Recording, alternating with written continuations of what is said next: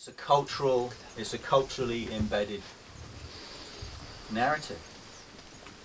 You know, we all have, we have a, you could say, personal psychological conditioning, which is based on all kinds of factors in terms of our growing up and mummy and daddy and all the rest of it. But we also all carry cultural conditioning. We're all conditioned culturally, and that's in terms of our ethnicity, nationality, but also in a bigger sense in terms of Western culture. Okay, so it's helpful to see there's these different kind of layers. But usually the cultural conditioning is not so easy to see, because it's like the water that we're swimming in. We've always been swimming in it. If you were born in Portugal, born in England, grew up. It's like, if you were to say to the fish, "Hey, what about the water?"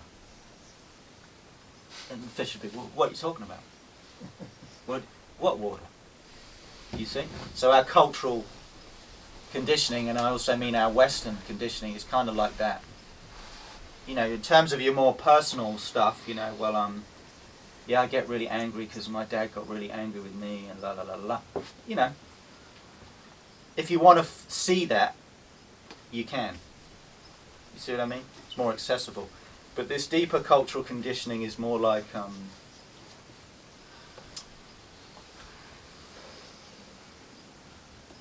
it's more like the grammar in a language, right? So we all grow up learning a language: Portuguese, English, French, whatever.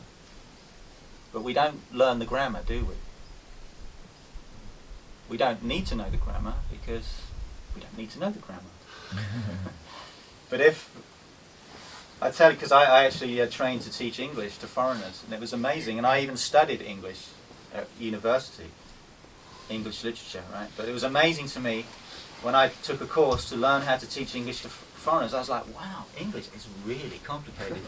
There's all these crazy things that don't make sense, and there's all these grammatical rules, you see. It was like a whole new world. So learning about our deeper conditioning is a bit like that.